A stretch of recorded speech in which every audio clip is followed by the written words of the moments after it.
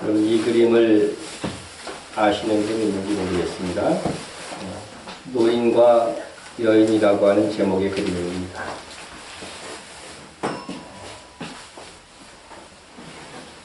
그림이 마음에 드십니까? 별로 경건하게 안 보이는 듯한 분위기입니다. 이게 푸에르토리코의 국립미술관에 들어서자마자 벽면에 걸려있는 그림인데, 제수의 몸으로 아랫도리만 수의로 걸친 노인이 젊은 여자의 젖꼭지를 빠는 장면을 그린 것입니다. 이 그림을 처음 보는 이 방문객들은 아주 이 늙은 노인과 젊은 여자의 이 부자연스러운 애적 행각을 그린 작품으로 생각해서 굉장히 불쾌하게 생각한다는 거죠. 그러나 사실 이 그림에는 감동적인 이야기가 담겨져 있습니다. 수의를 입은 노인은 바로 젊은 여인의 아버지이고, 커다란 젖가슴을 고스란히 드러내놓고 있는 여인은 노인의 딸입니다. 이 노인은 푸에르토리코의 자유와 독립을 위해서 싸운 투사였습니다. 근데 독재 정권은 이 노인을 체포해서 교도소에 쳐넣고 가장 잔인한 형벌을 내렸는데, 그 형벌이 음식물 투입 금지였습니다. 노인은 교도소에서 서서히 굶어 죽어갈 수밖에 없었습니다. 이때 해산한 지 얼마 되지 않은 딸이 무거운 몸을 이끌고 교도소를 방문해서 아버지를 면회한 것입니다. 아버지 임종을 보기 위해서입니다. 딸이 아버지를 면회하면서 뼈만 앙상하게 남은 아버지를 보자 눈에 핏발이 섰습니다. 아무것도 먹지 못해서 헐떡이는 아버지 앞에서 무엇이 부끄러운가? 여인은 아버지를 위해서 가슴을 풀었습니다. 그리고 부른 젖을 아버지의 입에 물린 것입니다. 죽어가는 아버지를 위해서 딸이 할 수 있는 유일한 일이 그것밖에 없었기 때문에 아버지께 수유를 해 주었던 것입니다. 누가 이 여인에게 돌을 던질 수 있겠습니까? 사랑으로 무엇을 하였을 때 그것은 참으로 아름다운 것입니다. 여러분들은 어떤 모습으로 연로하여 늙어가시는 부모님을 사랑하고 섬기고 있습니까? 성경은 내 부모를 즐겁게 하며 너를 낳은 어미를 기쁘게 하라고 했습니다. 우리가 항상 이러한 태도로 부모님을 대해야 되지만, 적어도 세상의 기준으로도 특별하게 정해놓은 어버이날, 어버이 주일만이라도 부모님을 기쁘게 해야 되지 않을까 생각이 되는 것입니다. 부모님을 즐겁게 하는 일을 오늘 한 가지씩 해야 될 것 같아요. 재롱을 피든지 하여간 어떻게 해서 웃게 해야 돼요. 그죠? 웃게 해야 성공하는 겁니다. 한번 노력을 해보시기 바랍니다. 그런데 우리가 부모님을 기쁘게 할 때에 가져야 될 마음의 태도가 중요합니다. 부모는 구제의 대상이 아닙니다. 부모를 치근히 여기고 불쌍히 여기는 마음만으로 부모를 복양하는 것은 엄밀히 말하면 성경적인 효가 아닙니다. 부모를 공경해야 되는 것이죠. 공경해야 됩니다. 존경이 없는 사랑은 결코 효도일 수가 없습니다. 성경에서 주 안에서 부모에게 순종하라고 가르치지만 또한 부모에게 공경하라, 부모를 공경하라 말씀하고 있습니다. 자녀들아, 주 안에서 너희 부모에게 순종하라. 이것이 옳으니라. 내 아버지와 어머니를 공경하라. 이것은 약속 있는 첫 계명이니. 여러분, 이 두 가지를 행해야 약속이 있어요. 여러분이 복 받을 수도 있다는 거죠. 복 좋아하시죠, 여러분? 복 받는 길을 가르쳐 드립니다. 첫째는 뭐예요? 주 안에서 순종하는 겁니다. 주 안에서. 그러니까 부모님이 교회 나오지 마라 그러면 나와야 돼요, 안 나와야 돼요? 부모님한테 순종하는 마음으로 안 나왔다 나는. 그건 주 안에서가 아니 주 밖에서 순종한 거죠. 주 안에서 순종하는 거. 두 번째는 뭐냐면요. 내 아버지 어머니를 공경하라는 말은 주 안에서라는 말이 없어요.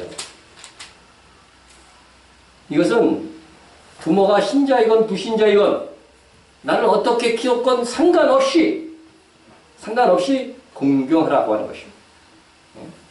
공경이라는 단어를 내가 국어사전에서 찾아줘 보니까 예의 바른 태도로 받들어 보심 이렇게 돼 있다. 여러분 부모님이 어떤 분이든 상관이 없습니다. 안 믿어도 상관이 없습니다. 이 공경은요 무조건 해라. 공경하는 마음의 태도를 무조건 가져야 된다. 그래야 내 인생도 무슨 인생이 돼요? 복된 인생이 된다. 그래서 우리가 아버지나 어머니, 특별히 어머니를 무시하기 쉽죠. 그래서 우리 조금 전에 보았던 말, 내 부모를 즐겁게 하며 그 다음에 너 낳은 어미를 기쁘게. 왜 두 번째는 아버지가 안 들어갔을까? 굉장히 서운했어요.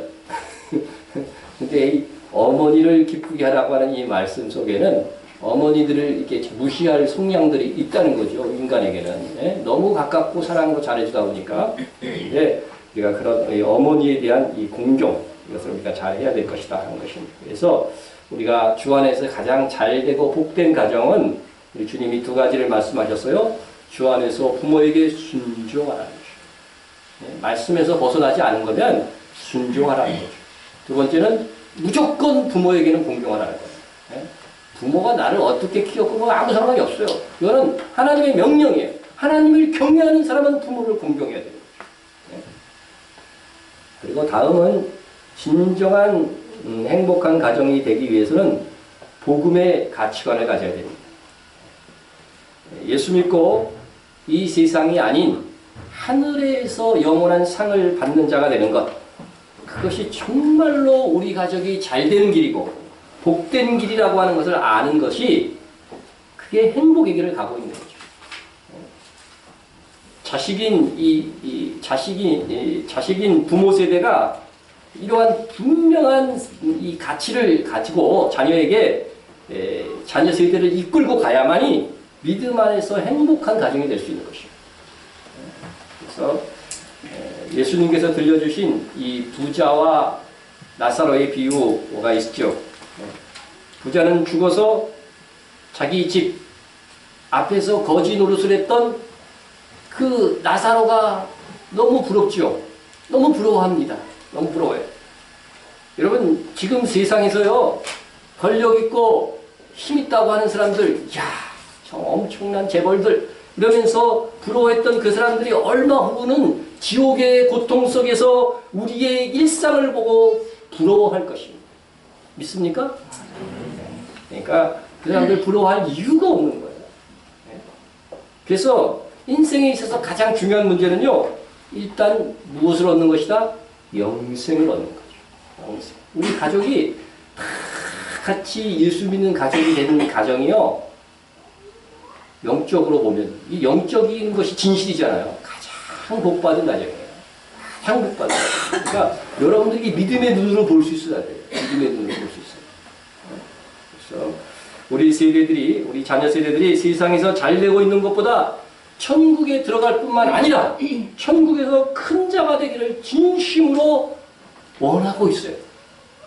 부모 세대들이 정말 그것이 소원이어야 돼요. 그렇다면 천국에 가서 큰 자가 되는 게 어떻게 하면 큰 자가 되는가, 그걸 알아야 제대로 교육할 수 있을 거 아니에요. 주님께서 하신 말씀을 한번 들어봅시다. 천국에서 과연 누가 큰 자가 될 수 있는가? 그래서 천국에서는 큰 자가 있고 작은 자가 있다는 뜻 아니에요, 그죠? 그러면 큰 자라고 하는 것은 쉽게 말하면 뭐요? 상을 많이 받을 자라고 하는 거죠. 많이 받을 자. 제자들이 물었습니다. 예수님, 천국에서 가장 큰 자가 누굽니까? 제자들이 왜 이런 질문을 했을까요? 아마 제자들이 천국에서 큰 자가 되고자 하는 그런 아주 그 열정과 선한 마음 때문일 것이다, 이렇게 생각하면 실망이 좀 될 겁니다. 제자들은 천국이요, 당장에 이루어질 줄로 생각했어요. 예수님이 예루살렘에 곧 올라가면 거기서 예수라면서 왕이 돼가지고서 네? 하나님의 나라는 하나님이 다스리는 나라 아니에요. 그러니까 예수님이 다스리면 그게 하나님의 나라거든요. 그러니까 그 천국이 곧 이루어질 줄 알고 뭐라고 했냐면 이 예수님이 다스리는 이 천국에서 자기들이 좀 높은 위치, 누가 정말 높은 위치에 올라갈 것인가 이걸 가지고 막 다투고 있었어요. 네? 내가 영의정할 거야. 내가 자의정할 거야. 네? 너는 저 밑에 뭐 좀 쪼그레기 장군 좀 해. 뭐 이러면서 막 다툰 거죠. 이런 경쟁을 하다가요, 결국은 이 예수님의 이 답변을 듣게 된 거죠. 그러니까 여러분 3년 동안 예수님께 교육을 받은 제자들의 모습이 그랬어요. 네? 성령 충만하지 않으면요, 이 교육만 받아갖고는 변화되지 않는 거예요. 누가복음 22장 4절을 보면요, 이 사건을 이렇게 얘기하고 있어요. 또 그들 사이에 그중 누가 크냐 하는 다툼이 난지라. 여기서 중요한 게요, 첫 단어예요. 첫 단어가 뭐예요? 또, 그죠? 또, 전에도 이런 일이 있었다는 거야, 없었다는 거예요? 있었다는 거잖아요. 또 그랬대. 누가복음을 읽어보면 누가복음 9장에 이미 제자들이 누가 크냐는 싸움이 일어나서 그때 예수님께서 너희 모든 사람 중에 가장 작은 자가 큰 자니라 이런 교훈을 주셨어요, 이미. 예, 이미 줬는데도 다 까먹고 또 싸우다가 질문을 하는 거죠. 이걸 또 반복해서 가르칠 수밖에 없는 예수님의 상황이 됐다는 것이죠. 이미 답을 알고 있어요. 이미 교육한 바 있어요. 이처럼 제자들은 누가 과연 우리 중에서 높은 자리를 차지할 것인가를 겨루기 위한 방책으로 천국에서 어떤 사람이 큰 자입니까? 이렇게 물어본 것입니다. 그러니까 제자들은 서로 사랑하고 아끼고 뭐 양보하고 이런 마음이 없었어요. 오직 자기가 더 높이 되고자 하는 욕심으로 천국에서 큰 자가 누구입니까? 예수님께 질문을 했던 것입니다. 그러니까 이 제자들의 질문은 천국에서 가장 큰 자에 대한 질문이지만 사실은 뭐예요? 세상에서 가장 출세할 수 있는 가장 큰 자가 누굽니까? 하는 이 의도를 가지고 질문을 한 것입니다. 그러나 이러한 이 제자들의 욕심 가득한 질문을 통해서도 우리는 오히려 천국에서 정말 우리가 죽어서 누릴 그 천국에서 가장 큰 자가 될 수 있는 방법을 배우게 된 것입니다. 이러한 제자들의 순수하지 못한 질문에 대해서 예수님께서 어떻게 대답하셨을까? 여러분, 천국에서 가장 큰 자가 어떤 사람일까? 과연 천국에 가면 우리 중에서 누가 가장 큰 자일까? 제가 설교를 준비하면서 생각해 봤어요. 우리 교회에서 누가 제일 큰 자일까? 아마 이 사람일 거다. 생각한 사람이 있었어요. 공개할까요? 공개하면 또 이렇게 이제 문제가 생길 것 같아요. 그러면 이제 우리 중에서 천국에서 제일 작은 자가 누굴까? 생각을 해봤어요. 생각이 났어요. 근데 말하면 바로 시험 들겠죠? 네. 네. 그러면서 생각해봐. 하나님도 나와 같은 생각이실까? 하나님도 나와 같은 생각이실까? 네. 나중에 천국 가면 알겠죠. 여러분, 예수님은 천국에서 누가 가장 큰 것에 대한 가르침을 위해서 먼저 어린 아이 하나를 가운데 앉히셨어요. 예수께서 한 어린 아이를 불러 그들 가운데 세우시고 그랬습니다. 그럼 이것은 파격입니다. 예수님은 어른을 세우지 않고 당시 사람 숫자 계산에도 하지 않던 어린 아이를 세우셨습니다. 예수님께서 이 어린 아이를 세우신 것은 우리의 공동체에서 가져야 될 관심이 어디 있는가 하는 것들을 보여주시기 위함인 것이요. 그럼 우리 교회 가운데에 서 있는 사람이 누굴까? 누가 스포트라이트를 받고 있을까? 우리 교회가 좀 더 아름다운 교회가 되려고 한다면 우리 모두가 어린 아이와 같은 성도들에게 관심을 기울이고 있어야 한다는 것입니다. 이것은 우리 교회의 중심이 이 어린아이 같은 사람이 돼야 된다. 그런 말이 아니에요. 어떤 사람들에게 관심을 갖고 있는 교회가 되어야 되느냐, 어떤 사람들에게 관심을 갖고 있는 성도가 되어야 하는가, 그것에 대한 답을 주시기 위해서 예수님이 이 어린아이를 가운데 세운 것입니다. 우리가 강자가 아닌 약한 자에게 더 관심을 가지고 있어야 된다고 하는 것입니다. 예수님께서는 지금 어린아이를 제자들 가운데 세우시면서 실상은 영적 어린아이에 대해서 말씀하고 있습니다.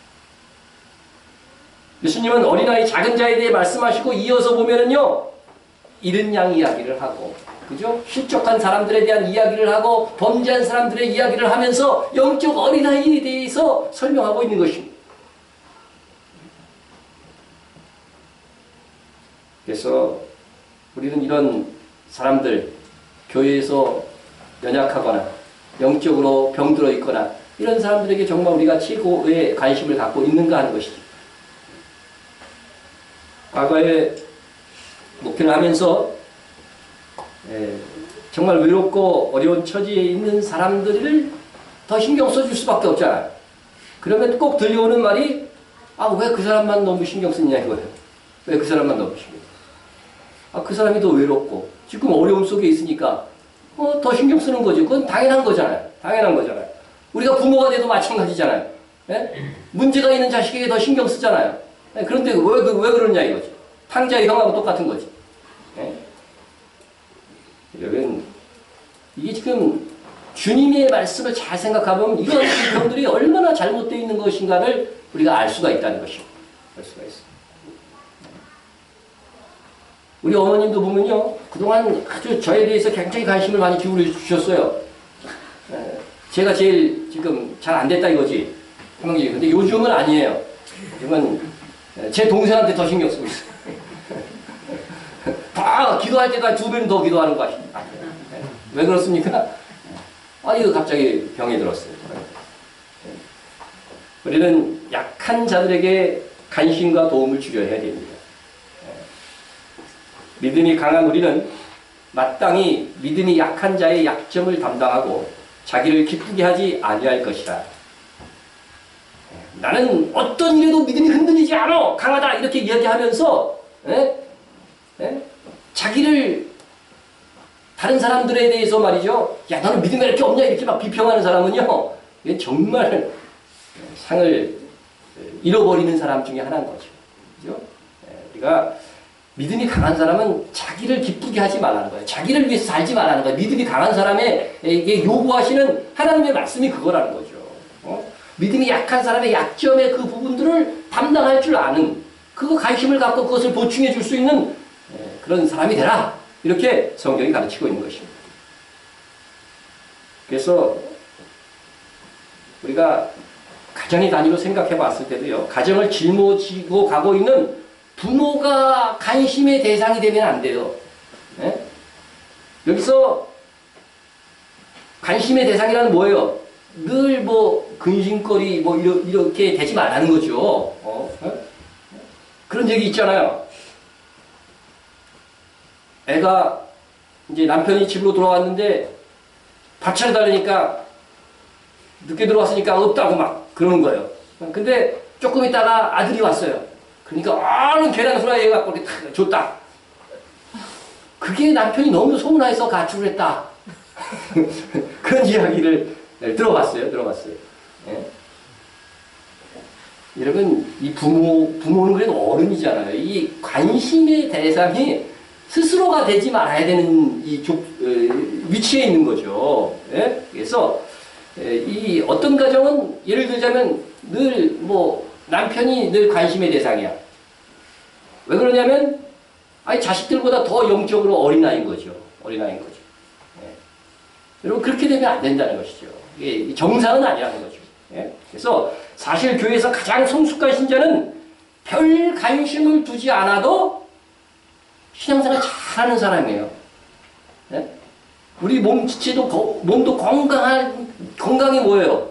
아무 신경 없이 걸어다니는데 아무 신경이 그죠? 근데 아플 때는 어떻게 돼요?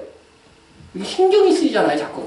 그죠? 관심의 대상이 돼야 되잖아요, 아픈 부분이. 그와 마찬가지. 교회에서도요, 가만히 놔둬도 정말 신앙생활 잘해요.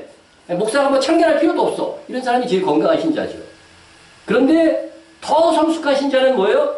자기 신앙생활뿐만 아니라 연약한 자들까지도 알게 모르게 돌보는 사람. 이게 가장 성숙하고 상받을 만한 사람들의 행동이다 하는 것입니다. 그래서 가정도 마찬가지예요. 가정은요, 그 가정을 이끌어가야 되는 세대가 있습니다. 대부분 중심 세대는 어떻게 돼요? 위로는 부모님을 모시고 아래로는 뭘 둔 거예요? 자녀를 둔 세대가 중심 세대란 말이에요. 그 가정을 정말 이끌어가야 될 중심 세대라고 하는 것이죠. 예. 그러한 아내와 남편은요, 정말 연로하고 미숙한 부모님과 자녀를 잘 돌보는 위치에 있어야 되고, 또 자신들이 근심거리가 되면 안 된다는 거죠. 자신들이 잘 이끌어가야 되는 세대가 되야 되는 것이죠. 그래서 세대주가 근심거리가 되면 그에 속한 가족들이 얼마나 불안하겠습니까? 그러니까 여러분, 우리가 더 그러한 위치에 있는 분들은요, 정말로 우리의 위로는 잘 섬기고 아래로는 어떻게 해야 잘 돌보고 하는 일들을 잘 감당할 수 있기를 축원합니다.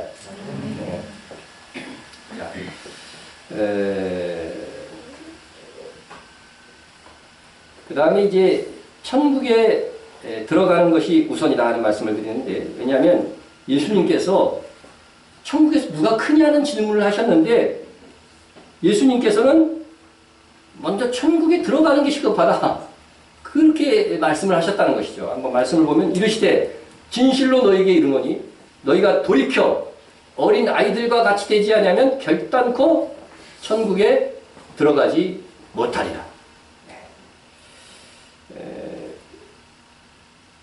천국에서 누가 크냐 하는 이 질문 속에 더 시급한 건 뭐다고? 천국에 누가 크냐가 아니라 천국에 들어갈 수 있느냐 없느냐, 그게 더 중요하다는 거죠. 이 말씀을 들은 제자들 중에 천국에 들어간 사람, 들어가지 못한 사람 있어요 없어요? 있었죠. 있죠. 누구예요? 가룟 유다는 못 들어갔잖아요. 못 들어갔죠. 네.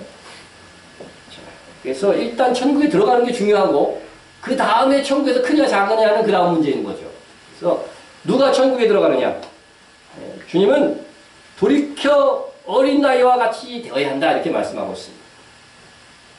여러분, 가만히 있으면 어린 나이와 같이 안 돼요. 돌이켜야 돼요. 예? 돌이키는 어떤 열정과 뜨거움이 있어야 되는 거죠. 분명한 태도의 변화가 있어야 되는 거죠. 예수님께서 이 말씀하실 때 굉장히 강조용법을 사용했어요. 이르시되 진실로, 그리고 결단코라는 말을 들었어요. 이게 안 되면요, 결단코 천국에 못 들어간다는 거죠. 예?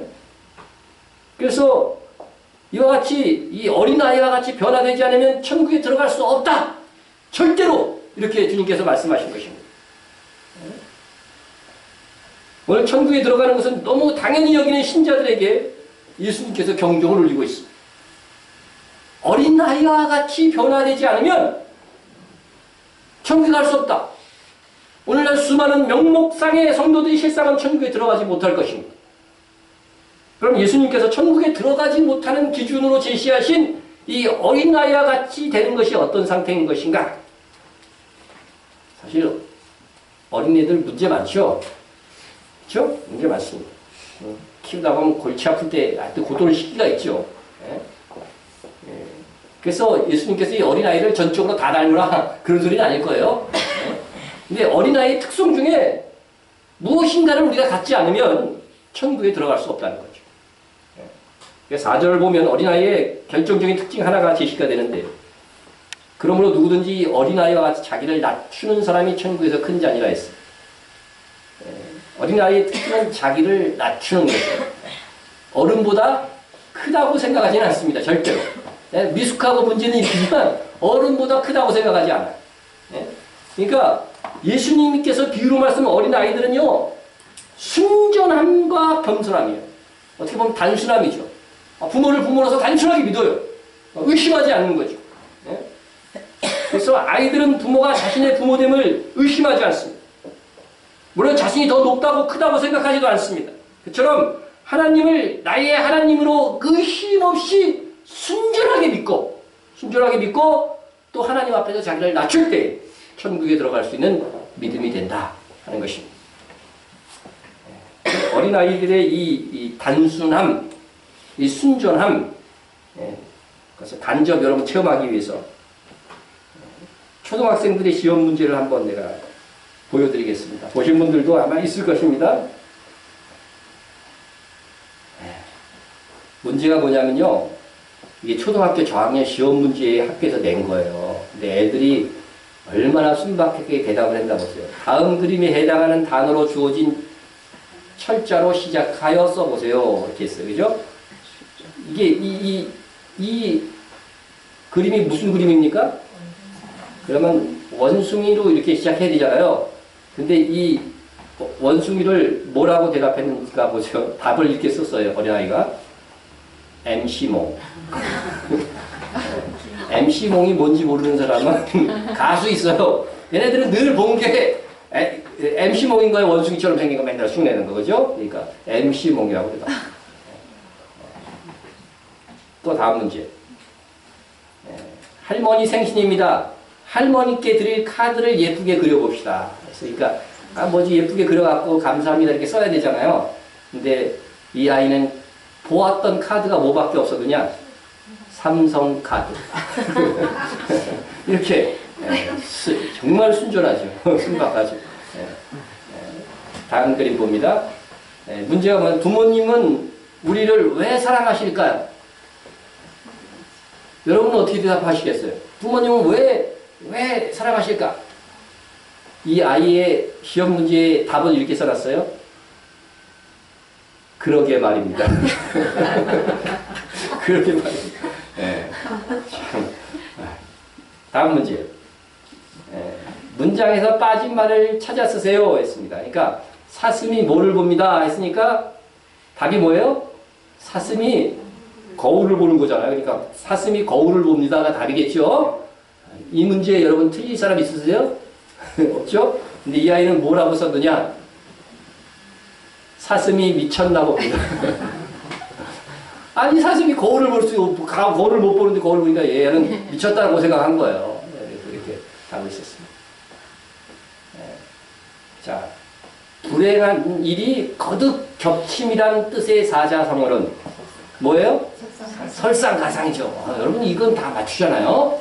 근데 이 아이는 불행한 일이 거듭 겹치는 게 뭐라고 생각했냐면은 보십시오. 설사가 또 설사가 또 참 대단한 이 상상력이죠. 피해가 와서 비가 와서 큰 피해를 당한 수재민에게 어떤 말로 위로하면 좋을지 쓰세요. 그랬어요. 그러니까 이제 어려움에 처한 아이들에게 어떻게 이제 위로해야 될지 수재민에게. 그랬더니 이 아이는 어떻게 썼느냐? 재민아 힘들겠지만 희망을 가져. 이렇게 쓴 것입니다. 수재민이 재민이라고 하는 엔주한 거예요. 이렇게 이해하고서 재민아 힘들겠지만 희망을 가져. 이렇게 쓴 거예요. 자, 옛날에는 밥을 지을 때 무엇을 땔감으로 사용하였습니까? 뭐라고 썼겠어요, 이 아이가? 옛날에는 나무잖아요, 그죠? 나무 떼본 적 없는 세대. 여기 몇 명 있죠, 그죠? 우리 나이는 다 떼봤어요, 그죠? 나무로, 나무에. 자, 이 아이는 뭐라고? 본 적이 없거든, 나무 떼는 게. 얘는 이렇게 썼어요. LPG 가스. LPG 가스. 도시가스 쓰기 전에 얘는 LPG 가스를 썼던 거예요. 그러니까 LPG 가스. 얼마나 배운 대로 열심히 이렇게 답을 한 겁니까? 자, 마지막 문제입니다. 마지막 문제. 남한 청년과 북한 처녀가 결혼을 하였다. 어떤 일들이 생길까요? 어떤 일이 생길까요? 이 어린아이가 대답이 참 그동안 배우고 그동안 했던 것이 아는 것이 뭐냐 이렇게 보니까 뜨거운 밤이 시작됩니다. 이렇게 답을 했습니다.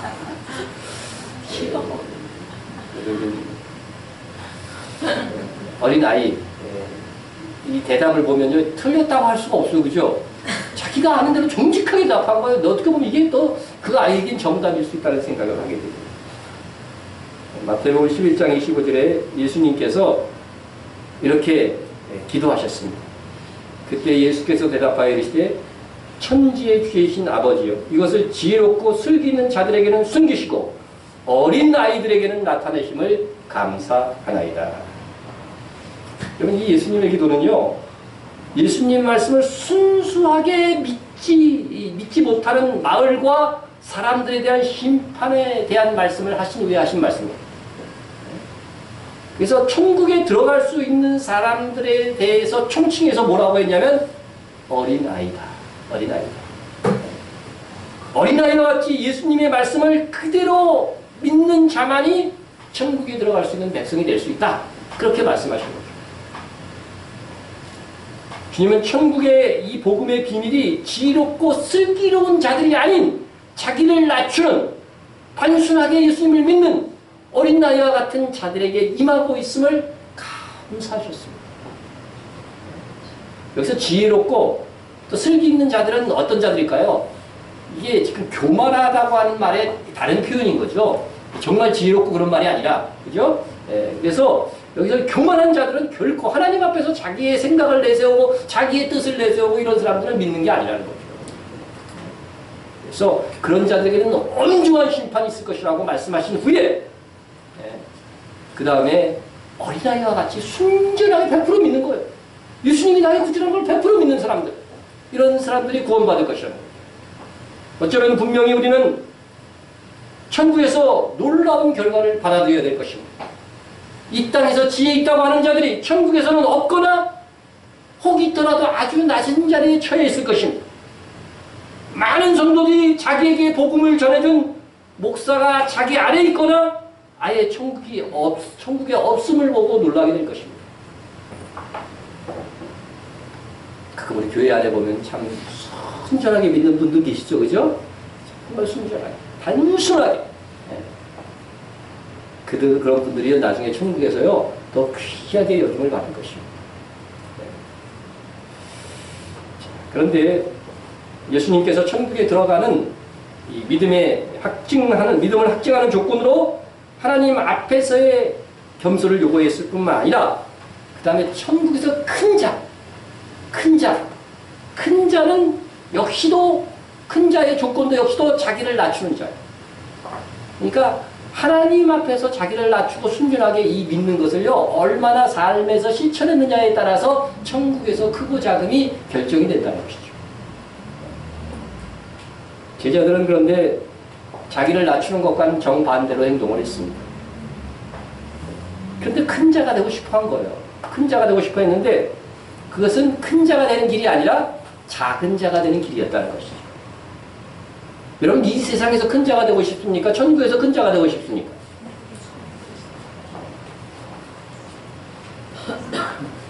진심으로 그래야 돼요. 입에 침 바르지 말고 정말 그래야 된다는 거예요. 천국에서 큰 자가 되고자 해야 돼요. 이 세상에서 인정받으려고 하지 말고. 여러분, 나보다 남을 더 높였습니까?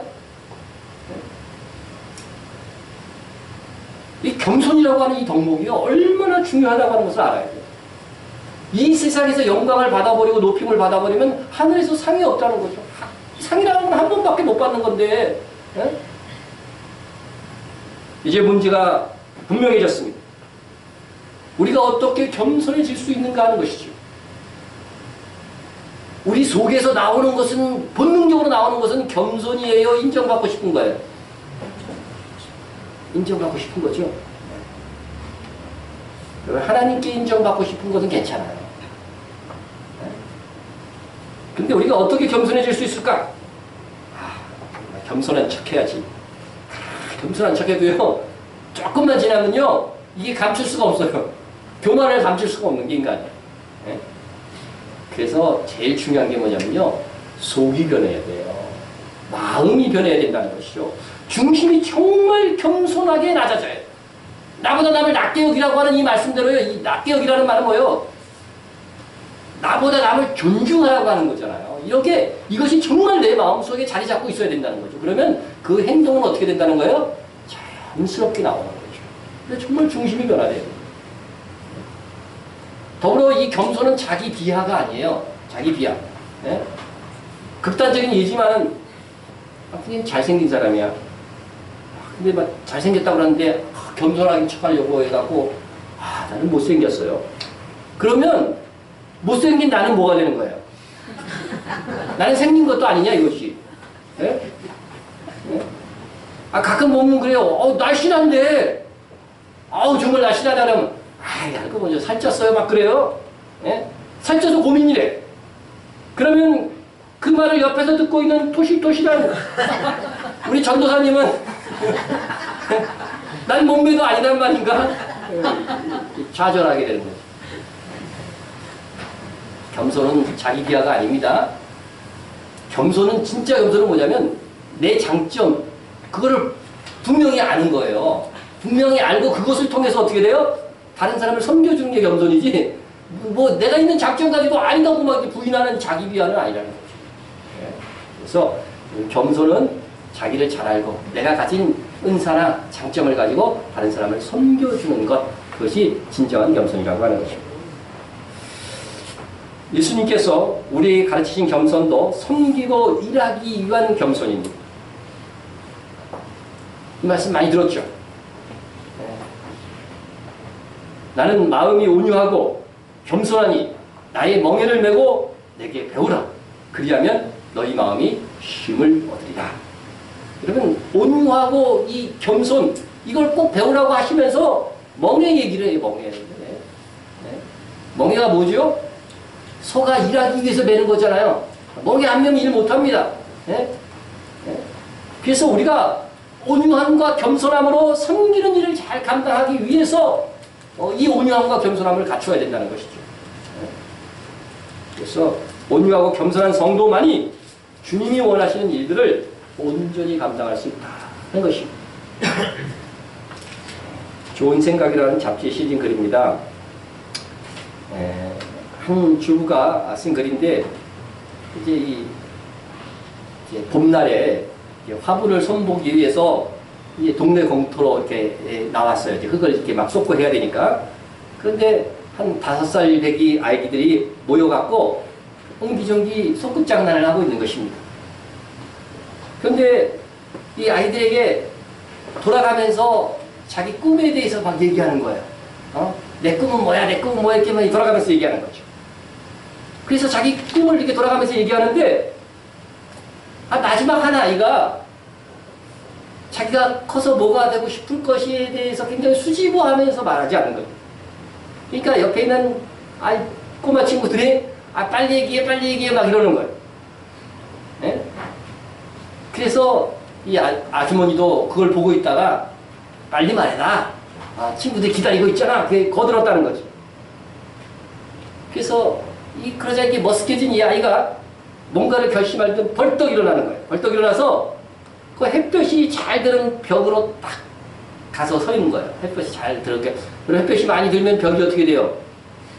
따뜻하게 됐겠죠. 봄날에 따뜻하게 되었으니까 아주 기대면 좋잖아요. 예? 그러면서 하는 말이, 나는 햇볕이야. 너희들 모두 이리 와봐. 그러는 거예요. 예? 그러니까 어리둥절한 아이들이 뭔지도 모르고 그냥 가가지고서 그 벽에 기대면서 따뜻하다 그러는 겁니다. 이 아이는 뭐가 되고 싶다는 거예요? 햇볕이 되고 싶다는 거죠. 햇볕이 되고 싶다. 5살 배기지만 아주 철학이 있잖아요. 그렇죠? 예? 며칠 후에 이 주부가 무심결에 그 햇볕이 되고 싶다는 아이를 이게 만나게 된 거죠. 그래서 물었어요. 5살 배기에게 물어봤다는 거예요. 너는 왜 햇볕이 되고 싶니? 하고 이렇게 물었더니 이 아이의 대답이 참 아름다웠다는 거예요. 우리 할머니는 시장에서 나물을 파는데 할머니가 앉아 계신 그 장소가 햇볕이 잠깐 들었다가 사라지는 거예요. 이 겨울 동안 그걸 본 거예요, 이 아이가. 예? 그러니까 나는 어른이 되어서 하루 종일 우리 할머니를 따뜻하게 비춰주고 싶어요. 하고 대답을 한 겁니다. 이 글을 쓴 아줌마가 돼서요, 이 아이를 꼭 안아주었는데 정말 햇살을 가득 품은 것처럼 따뜻했다. 그렇게 적었습니다. 그렇습니다. 우리는 섬김에 착한 마음을 가진 이 아이처럼, 정말 햇볕이 되고 싶다고 했던 이 아이처럼 그런 마음으로 섬겼으면 좋겠습니다. 그런데 정말로 우리의 햇볕이 되어 주신 분, 샛볕이 되어서 섬김의 본을 보여주셨던 분은 예수님이시죠. 주님은 섬김을 받으러 이 땅에 온 것이 아니고 나는 섬기러 왔다. 섬기러 왔다. 이렇게 말씀하셨기 때문입니다. 그래서 주님은 이 땅에 처음 오셨을 때 섬기셨기 때문에 어떻게 돼요? 마지막 재림하실 때는 어떻게 됩니까? 섬김을 받는 왕으로 오시는 거죠. 우리도 마찬가지입니다. 이 땅에 있을 때 얼마나 햇볕이 되어주고 얼마나 섬겼느냐가 주님 재림하실 때 주와 함께 왕으로 살 때에 우리가 어떤 위치에 처할지 얼마나 큰 자가 될지가 그것으로 인해서 결정될 것이라고 하는 것입니다. 그러므로 섬김이 나를 천국에서 크게 만드는 능력이 된다는 것을 꼭 기억하시고 섬기면서 즐거워해야 돼요. 한편으로. 지금 우리는 자녀들을 어떻게 키우고 있습니까?